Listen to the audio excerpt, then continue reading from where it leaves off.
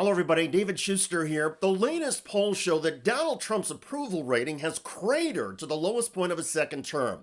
The numbers aren't just bad for him, they are awful.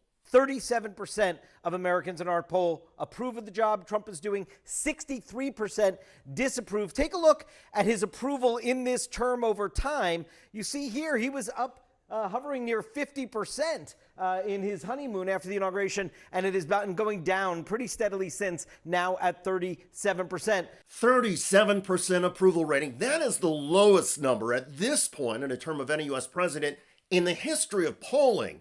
And Trump is underwater with a higher negative number than positive on everything across the board. Trump doesn't have a majority approval on a single issue measured in this poll.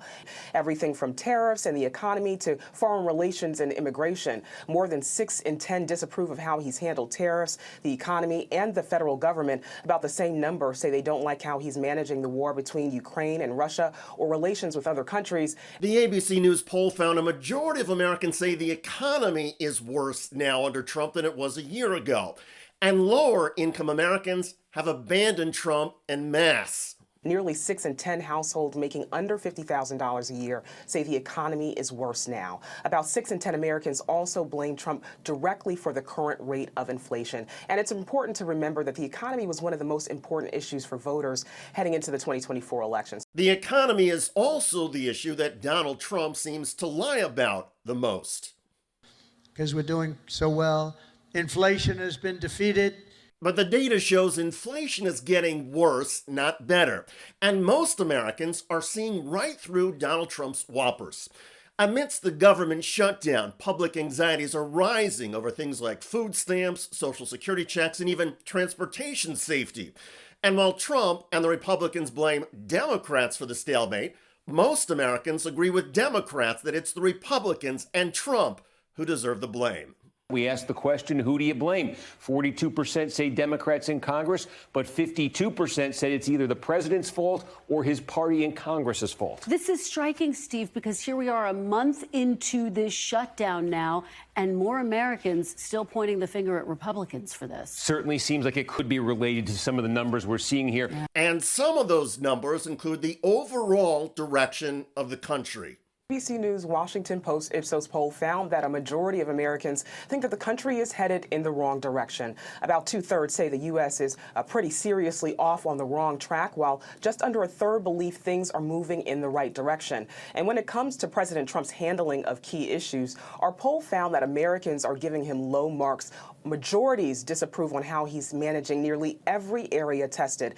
For his part, Donald Trump seems to believe that if he shouts loudly enough or keeps posting on social media in all caps, reality will eventually bend to his will. On True Social, Trump referred to the government shutdown and told Senate Republicans to terminate the filibuster, not just for the shutdown, but for everything else. We will get all of our common sense policies approved, voter ID anyone, and make America great again. But Senate Republicans have rejected dumping the filibuster. So even though the Republicans control the White House, the Senate, and the House, the GOP will still need some Democratic votes to end the shutdown. And the Democrats are holding firm in demanding the GOP stop cutting health care. See, Donald Trump just made clear over the weekend repeatedly that Republicans have the ability to reopen this government. They don't want to do it because they'd rather continue to gut the health care of the American people. And here are some questions that need to be asked. Why have House Republicans remained on a taxpayer-funded vacation for the last 6 weeks? They keep canceling votes. They've canceled votes for next week. Of course they are unserious as it relates to reopening the government. Why has Donald Trump spent more time on the golf course, including this weekend, than he has in talking to Democrats on Capitol Hill who represent half of the country? On top of playing golf, Trump also hosted a lavish party this weekend at Mar-a-Lago. The Halloween gala was in the theme of The Great Gatsby, with guests celebrating wealth and excess and dressed in the style of the 1920s. Meanwhile, the Trump administration is refusing to commit to paying out food stamps to nearly 42 million Americans. Trump's cruel policies and tone-deaf approach are not going to help his cratering poll numbers. Trump took office in the second term, promising that he alone could fix Washington and boost the economy.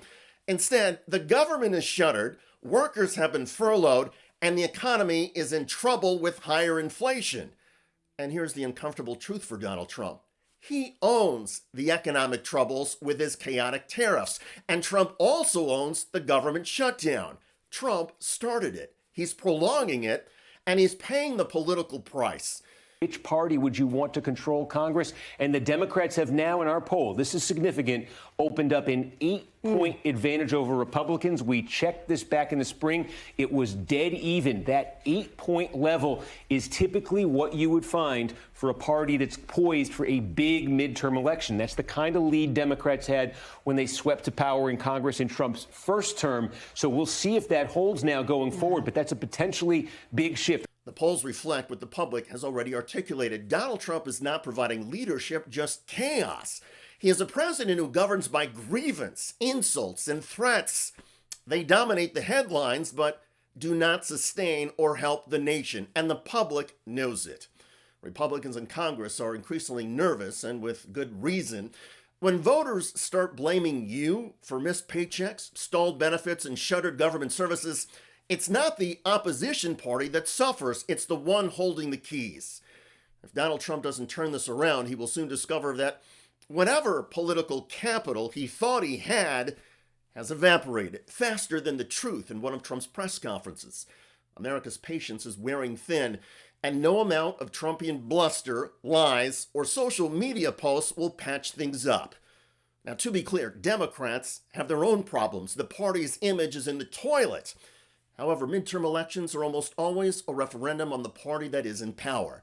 And heading into a midterm election year, Donald Trump's Republican Party is in deep trouble.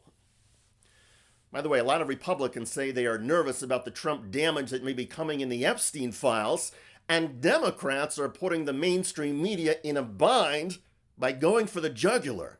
If you're a criminal, you're going to buy your way to freedom with Trump.